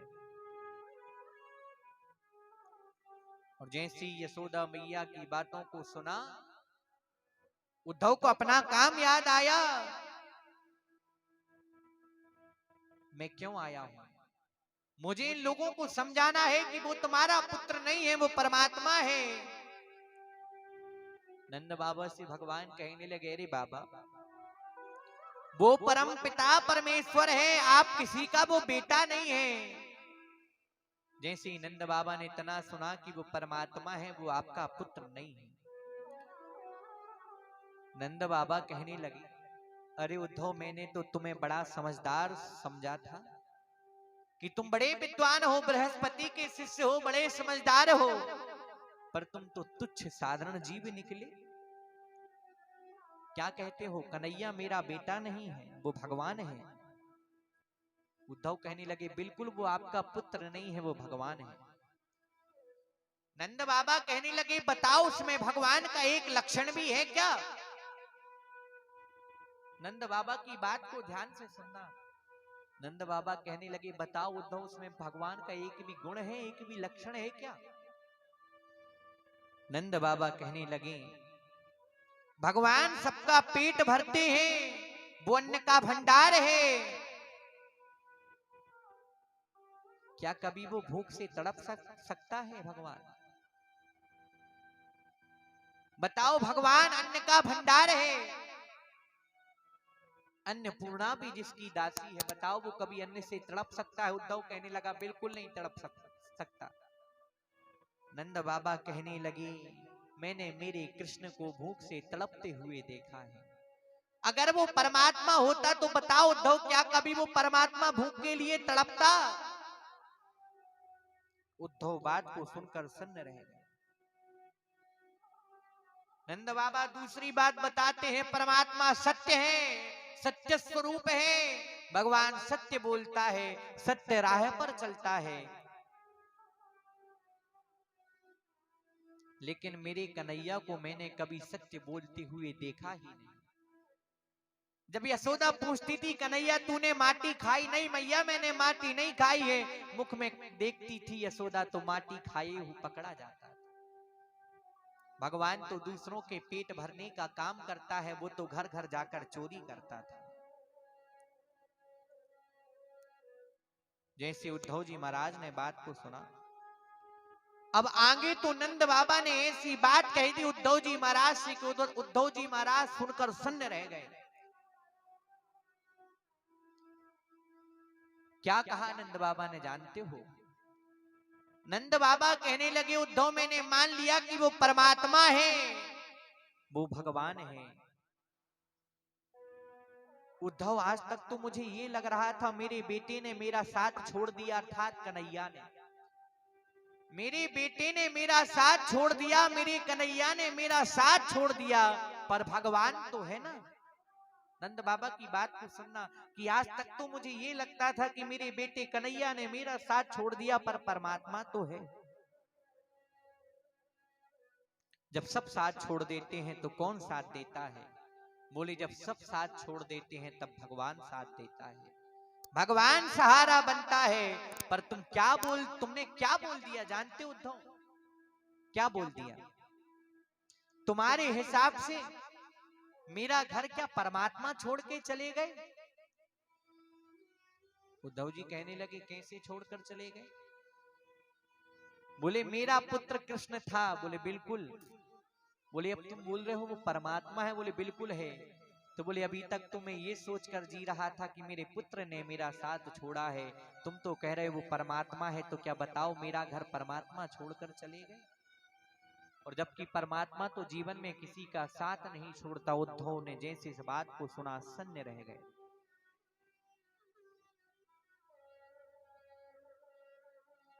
उद्धव मैंने सुना है, संत कहते हैं, सुनीरी मैंने निर्बल के बलराम।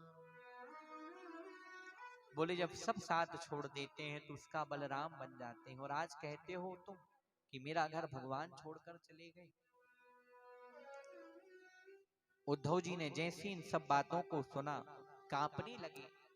क्या जवाब दें इस बात पर? वो चुपचाप वहां से चले गए। थोड़ी दूर जाते हैं तो कुछ गोपियां आपस में बात करती हैं। ध्यान देना, कुछ गोपियां आपस में बात कर रही हैं। जानते हो क्या बात कर रही? एक गोपी कहती है, अरे ये सोने का रथ किसका है? तो एक गोपी कहती है, अरे ये तो पता नहीं ये रथ किसका है, पर मैं इतना बता सकती हूँ कि जब कृष्ण को रथ लेने आया था तो ये वही रथ है जो कृष्ण को लेने आया था। एक गोपी कहती है, अरे कंस तो मर चुका है, मैं बताऊं ये रथ क्यों आया है? एक गोपी कहती, बताओ। बोले, कंस मर चुका है, उसका श्राद्ध होगा। एक गोपी कहती, अच्छा कंस मर चुका है, उसका श्राद्ध होगा? बोले, बिल्कुल। बोली, तो ये रथ क्यों आया है? बोली, ये रथ मांस लेने के लिए आया है। एक गोपी कहने लगी, अरे बाबरी, श्राद्ध में मांस कौन परोसता है? दैत्यों के श्राद्ध में मांस कौन परोसता है बताओ? अरे दैत्यों के श्राद्ध में मांस परोसा जाता है, वो तो कृष्ण का मामा कंस है, उसके श्राद्ध में क्यों मांस परोसा जाएगा? और हमारे यहाँ कहां मांस मिलेगा? तो एक गोपी कहने लगी, अरे हम तो दही माखन बेचने वाले, हमारे पास मांस कहां से मिलेगा?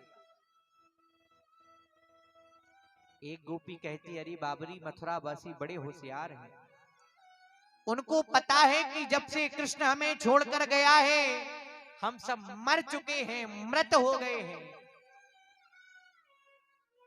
एक गोपी ने जैसे इस बात को सुना, एक गोपी कहने लगी, अरे बता गोपी, अगर कृष्ण तेरा हृदय मांगेगा तो क्या कृष्ण को अपना हृदय दे देगी? अगर ये रथ वाला तेरा हृदय मांगेगा तो दे दोगी? बोले बिल्कुल दे देंगे। बोले क्यों दोगी? बोले अरे मामा के श्राद्ध में उसका भांजा भी तो होगा ना, सब काम वही भांजा देख रहा होगा, तो दूर से देखकर समझ जाएगा ये ललिता का हृदय है, देखकर मेरा कन्हैया समझ जाएगा कि ये मेरी ललिता का हृदय है। हम सब उसके पास नहीं जा सकते, हृदय तो पहुंचा सकते हैं। इसी प्रकार भाव मीरा का था। मीरा रोज भगवान का भजन करती थी, रोज भगवान आते थे। एक दिन भगवान ने सोचा कि इस मीरा की परीक्षा लेकर देखी जाए। जिस पेड़ के नीचे मीरा बैठकर भगवान के भजन करती थी और मीरा उसी वृक्ष के नीचे बैठकर भगवान का भजन कर रही है, तो आज बहुत समय बीत गया, भगवान नहीं आए।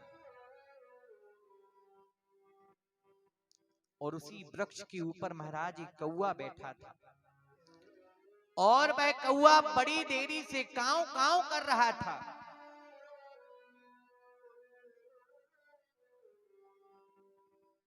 मीरा कहती उस कौए से, मुझे लगता है तुझे भूख लगी है, भूख लगी है ना तुझे? कौआ कुछ उत्तर देता ही नहीं। बोले मैं तेरी भूख को मिटा सकती हूँ, मैं अपना कलेजा दे सकती हूँ। मीरा कहती है तुझे खाने को, पर मेरी एक शर्त रहेगी। बोले क्या शर्त रहेगी? बोले इस हृदय को, मेरे कलेजे को वहां खाना जहां मेरा कन्हैया हो।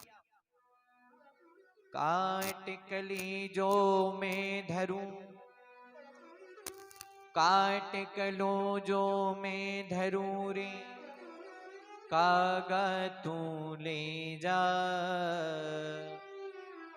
भूख लग रही है, मेरा कलेजा मैं दे देती हूं तुझे, लेकिन शर्त यह रहेगी यहां मत खाना। बोले कहां खाना? बोले जहां मेरा कन्हैया हो, इस हृदय को वहां खोद खोद कर खाना, कि वो देखे कि ये मेरी मीरा का हृदय है।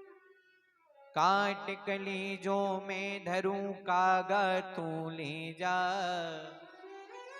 और जादे सो मरो पिया बसे, वो देखे तू खा। बोले मेरे पिया के सामने मेरे हृदय को खरोद खरोद के खाना, कि उसको दुख हो कि ये मीरा का हृदय है। और उद्धव ने उनको, गोपियों की जब बात को सुना, आज गोपियों ने देखा कि ये कौन है, कृष्ण जैसे स्वरूप है इसका। गोपियां समझ गई पक्का इसको कृष्ण ने भेजा है। उद्धव जी पास गए, आपकी वेशभूषा देखकर मुझे ऐसा लगता है जैसे आप ही कृष्ण की गोपियां हैं। गोपियां कहती बिल्कुल। बोले मैं एक संदेश लेकर आया हूं। बोले कौन सा संदेश है उद्धव? बोले मैं आपसे ये कहना चाहती हूं कि आप अपना मन कृष्ण से हटाकर ज्ञान मार्ग में लगाओ,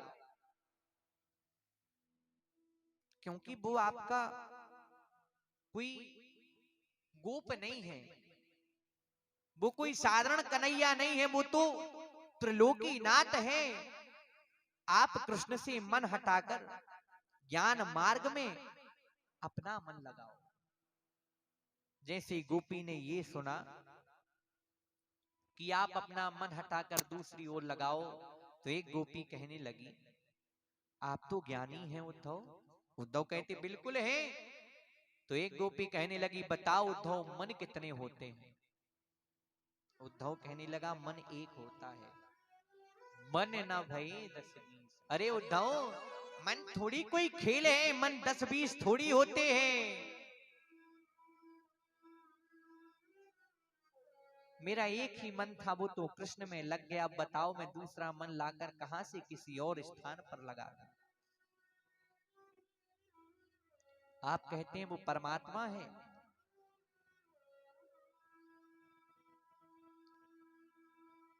बीनु पग चलत सुनत बिनु काना। आप कहते वो परमात्मा है, उसके हाथ पैर नहीं है। उद्धव जी कहने लगे बिल्कुल। गोपियां कहती है तुम बड़ी गलत बात कह रहे हो उद्धव। बोले क्यों? बोले अगर आप कहते हैं कि मेरे कन्हैया के हाथ पैर नहीं होते, तो एक बात बताओ, कौन सी बात? अगर आप कहोगे कि मेरे कृष्ण के हाथ नहीं होते, तो बताओ मेरे कृष्ण ने हमारे हाथ में हाथ डालकर रास कैसे रचाया? बताओ। आप कहोगे कि भगवान के हाथ नहीं होते, तो किस प्रकार उसने अपने हाथों से निकालकर हमारा माखन खाया? उद्धव जी बात को सुन रहे हैं। अगर आप कहोगे कि परमात्मा के पैर नहीं होते, तो बताओ कैसे मेरा कन्हैया गौचारण करने के लिए जाता था? और इन सब बातों को उद्धव जी सुन ही रहे थे कि एक गोपी खड़ी हो गई। एक गोपी खड़ी हो गई और कहती है, मैं नींद बेच रही हूं, कोई मेरी नींद खरीद लो। गोपी खड़ी हो गई, मैं नींद बेच रही हूं, कोई मेरी नींद खरीद लो। तो दूसरी गोपी खड़ी हो गई। उद्धव जी कुछ समझ नहीं पा रहे। दूसरी गोपी खड़ी हो गई, बोले तुम नींद बेच रही हो, मैं तुम्हारी नींद खरीद रही हूं। तुम्हारी नींद का मोल क्या है बताओ? ध्यान देना, एक गोपी नींद बेच रही है, दूसरी गोपी उस नींद के मोल को पूछ रही है। तीसरी गोपी उठकर खड़ी हो गई। तीसरी गोपी कहती है, तो अपनी नींद बेचना क्यों चाहती है और तू नींद खरीदना क्यों चाहती है?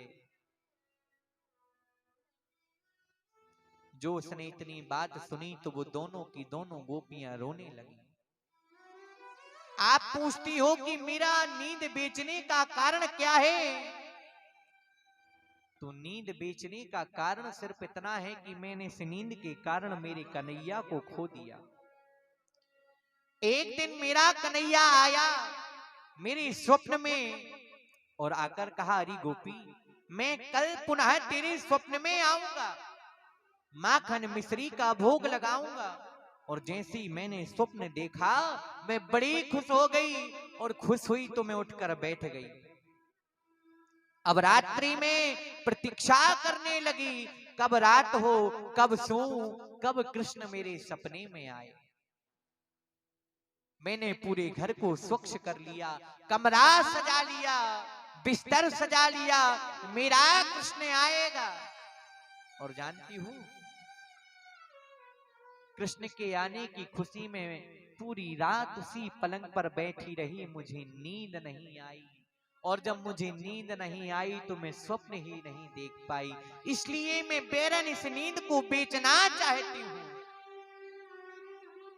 तीसरी गोपी खड़ी हो गई। मैं ये तो समझ गई कि तुम नींद को बेचना क्यों चाहती हो, पर तुम गोपी नींद को खरीदना क्यों चाहती हो? गोपी खड़ी हो गई। अरे मैं अपना दुर्भाग्य क्या बताऊं, कन्हैया मेरे स्वप्न में आया, मुझसे आकर कहा, आज तो तेरे स्वप्न में आया हूं। ध्यान देना, ये जो नींद खरीद रही है, ये अब ये बता रही मैं नींद क्यों खरीदना चाहती हूं। बोले तेरे स्वप्न में कन्हैया आया और क्या कहा था कि कल भी तेरे स्वप्न में आऊंगा। बोले बिल्कुल। बोले मुझसे ऐसा नहीं कहा, मुझसे तो ये कहता था गोपी, आज तेरे स्वप्न में आया हूं, कल तो साक्षात में तेरे घर मिलने आऊंगा। प्रतीक्षा करना। और जानती हो गोपी, जैसे ही कृष्ण ने कहा था कि आज स्वप्न में आया हूं, कल तुझसे साक्षात मिलने आऊंगा, मैं बड़ी प्रसन्न हो गई। सारे घर को धुला, सारे घर की साफ सफाई की, पूरे पलंग को सजा लिया, और मुझे प्रसन्नता थी कि मेरा कृष्ण मुझसे मिलने आएगा। लेकिन मैं जैसे ही पलंग पर जाकर बैठी तो मुझे नींद आ गई,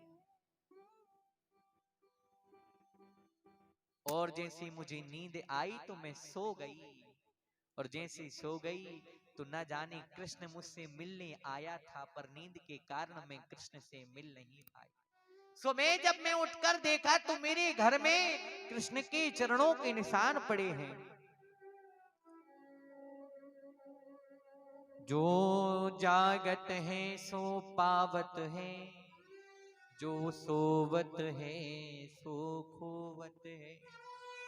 मैंने सोने के कारण अपने कृष्ण को खो दिया।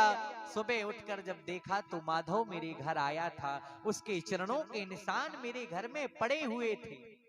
आज उद्धव जी महाराज इस सब बातों को सुन रहे थे। इतने में एक भौरा उड़ते गोपी के पास आ गया, भ्रमण करने लगा गोपी के आसपास भौरा। एक गोपी कहती, अरे कृष्ण के कपटी मित्र, क्यों बार बार हमें मनाने की चेष्टा करता है, क्यों हमसे बात करने का प्रयास कर रहा है? तुम्हारा और कृष्ण का काम एक ही है, गोपी भौरी से कह रही है। कैसे तुम्हारा और कृष्ण का काम एक है? बोले, जैसे तुम भौरी के ऊपर बैठकर उसके रस को चूसकर उस पुष्प को त्याग देते हो, छोड़कर चले जाते हो, तुम्हारा कपटी कृष्ण भी ऐसा ही है। प्रेम तो करता है, रस को लेता है, पर हम लोगों को बिलखती रोती हुई छोड़कर चला जाता है।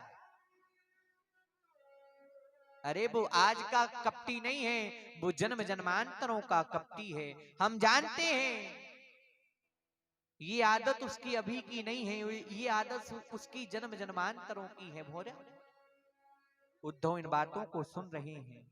अरे गोपी कहती, क्या बिगाड़ा था उस राजा बलि ने, उसको छल लिया। अरे सूर्पणखा आई थी विवाह करने पाउडर लगाकर, लेकिन उसके नाक कान काट दिए। ये अभी का छलिया नहीं है भोरा, वो तो जन्म जन्मांतरों का छलिया है। उद्धव ने जैसे ही सुना कि ये गोपियां साधारण नहीं है, इनको तो सब पता है कि वो परमात्मा है, कब राजा बलि को छला, कब सूर्पणखा की नाक कान काट दी। जैसे उद्धव ने सब बातों को सुना, एक गोपी कहती है, अरे उद्धव ध्यान दो बात पर, जिस वृक्ष पर फल नहीं रहते ना, उस वृक्ष को त्याग कर सारे पक्षी उड़ जाते हैं। जो शिष्य अपने गुरु के पास विद्या अध्ययन करता है, विद्या अध्ययन करने के बाद जिस प्रकार शिष्य अपने गुरु को त्याग कर चला जाता है, और आज जब हमसे पूरा प्रेम हो गया तो इसी प्रकार कृष्ण भी हमें त्याग कर चले गए। अरे उद्धव, आप हमें समझाने आए थे, कहते थे मन लगाओ कृष्ण में, मन लगाओ ज्ञान में, लेकिन हमारा मन तो कृष्ण में लगा है। यहां तो सब कुछ मेरे कृष्ण का है। बोले कैसे? श्याम तन श्याम मन, गोपी की बात को सुनो। श्याम तन श्याम मन, श्याम ही हमारो धन, और आठों याम उदो हमें श्याम ही सुकाम है। श्याम ही है श्याम जी है, श्याम ही है प्राण प्रिय, और आधे सिला करी आधार नाम श्याम है। उधो तुम भय बोरे पाती लेके आए दौरे, योग कहाँ राखो यहाँ रोम रोम श्याम है। योग कहाँ राखो यहाँ रोम रोम श्याम है। श्याम तन श्याम मन, श्याम ही हमारो धन, और आठों याम उदो हमें श्याम ही सो काम है। श्याम ही है श्याम जी है, श्याम ही है प्राण प्रिय, आधे शीला क्रिया धार नाम श्याम है। उधो तुम भय बोरे पाती लेके आए दौरे, योग कहाँ राखो यहाँ रोम रोम श्याम है। उधो तुम हमारी बात को नहीं समझ पाओगे। क्यों? ये तो प्रेम की बातें हैं उधो, ये तो प्रेम की बातें हैं उधो, बंदगी तेरे बस की नहीं है। ये तो प्रेम की बात है ओधो, बंदगी तेरे बस की नहीं है। ये तो प्रेम की बातें हैं उधो, बंदगी तेरे बस की नहीं है। ये तो प्रेम की बात है ओधो, बंदगी तेरे बस की नहीं है। यहाँ सरदे के होते हैं सौदे, यहाँ सरदे के होते हैं सौदे, आस की इतनी सस्ती नहीं है। ये तो प्रेम की बात है ओधो।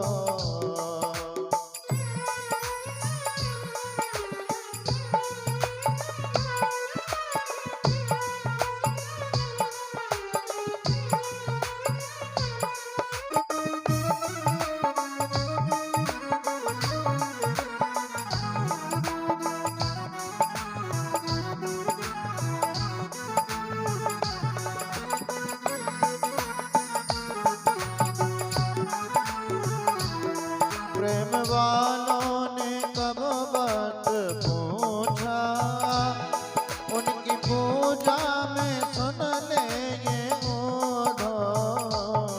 प्रेम वालों ने कब बंद पूछा, उनकी पूजा में सुन ले तू उधो।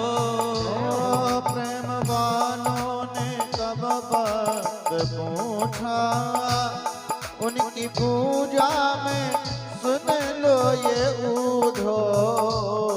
वहाँ घर घर में होती है पूजा, वहाँ घर घर में होती है पूजा। वो सर झुकाने के काबिल नहीं है।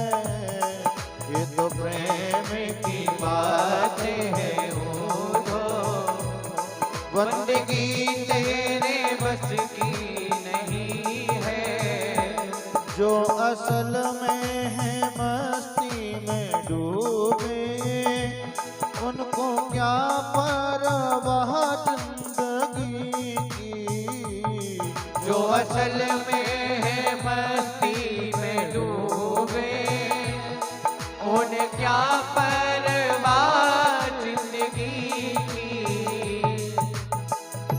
में है मस्ती में डूबे, उन्हें क्या परवाह जिंदगी की। जो असल में है मस्ती में डूबे, उन्हें क्या परवाह जिंदगी की। जो उतरती जय हो। है चढ़ती है मस्ती, जो उतरती है चढ़ती है मस्ती। वो जो उतरती है चढ़ती है मस्ती, जो वो हकीकत में मस्ती नहीं है। जो उतरती है चढ़ती है मस्ती, वो हकीकत में मस्ती नहीं है।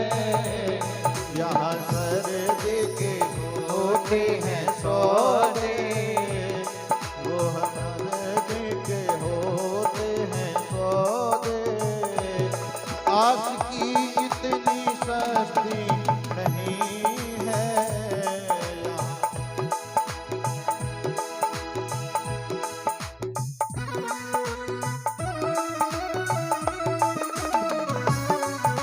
यहाँ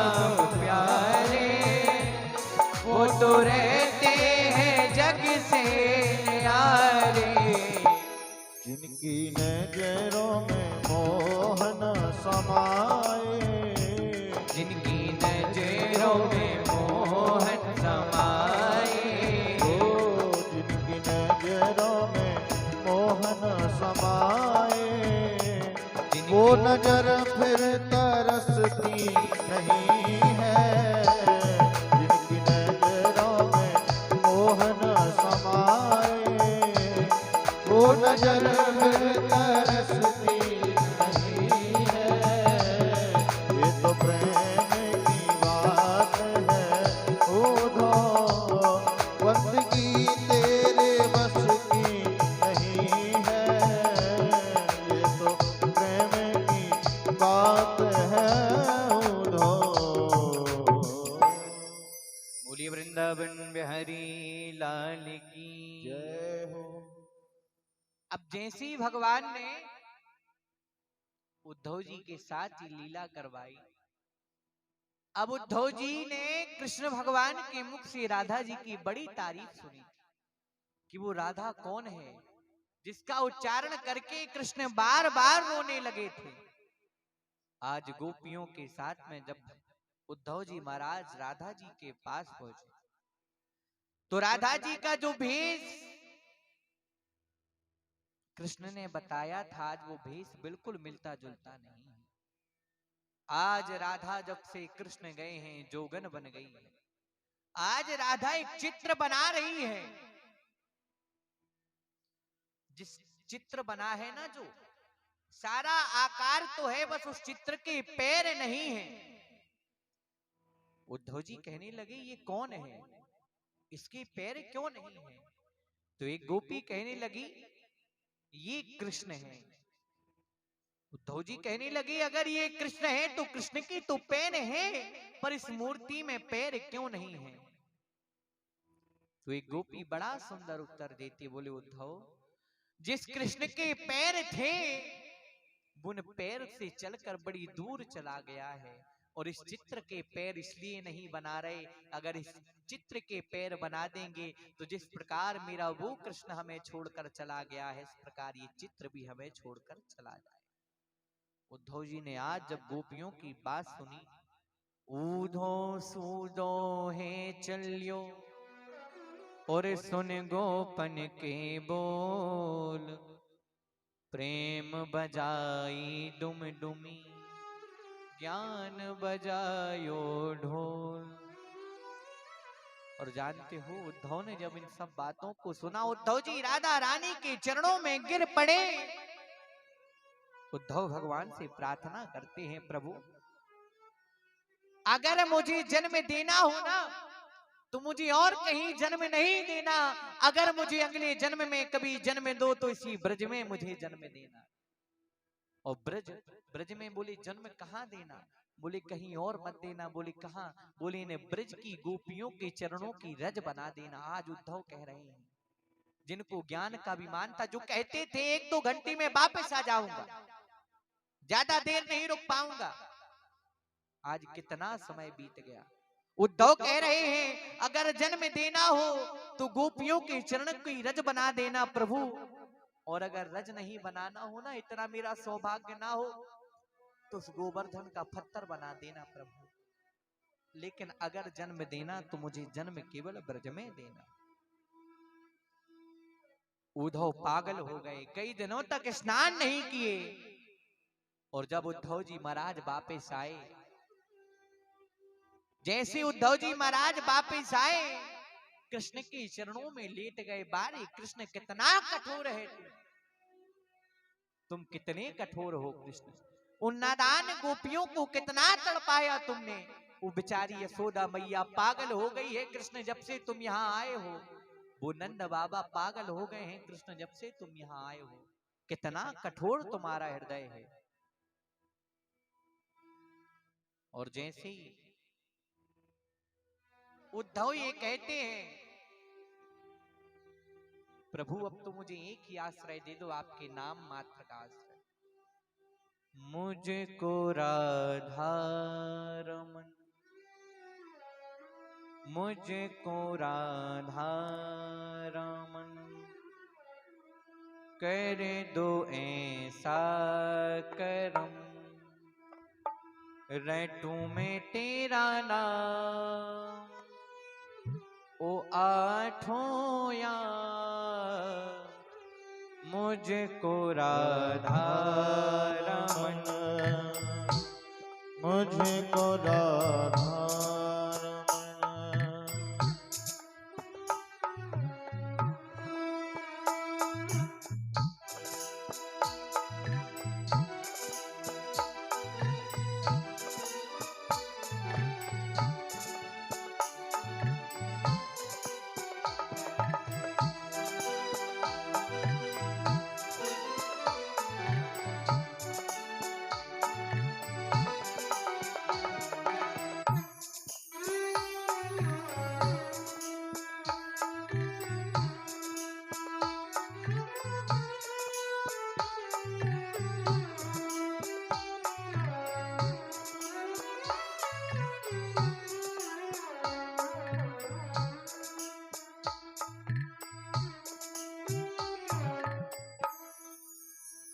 और आज उद्धव जी महाराज भगवान के चरणों में लेट गए। बोले प्रभु आप कितने कठोर हैं, नादान गोपियों को आपने कितना तड़पाया है। और जैसे उद्धव की बात को भगवान ने सुना, भगवान ने अपने हृदय में सारे ब्रज के दर्शन करा दिए कि उद्धव मुझसे मैया मेरी दूर नहीं है, सारा ब्रज परिवार मेरे हृदय में बसता है। बड़ा मार्मिक प्रसंग है, भागवत का हृदय माना जाता है। भागवत कथा का हृदय यही है, कृष्ण का हृदय सारा ब्रज है। इसी प्रकार भागवत का हृदय ये है गोपी प्रसंग। महाराज बड़ा मार्मिक प्रसंग है। अब आज हमारे पास समय का अभाव भी है और आज हमारी कथा का विश्राम दिवस भी है, तो हमें भगवान की कथाओं को आगे भी श्रवण करना है। कल हमने भगवान परब्रह्म परमात्मा की विवाह की कथा श्रवण की। भगवान का पहला विवाह रुक्मिणी के साथ हुआ, भगवान का दूसरा विवाह जामवंती के साथ हुआ। राजा सत्राजित, इसकी बहन है रुक्म, इसकी बहन है सत्यभामा।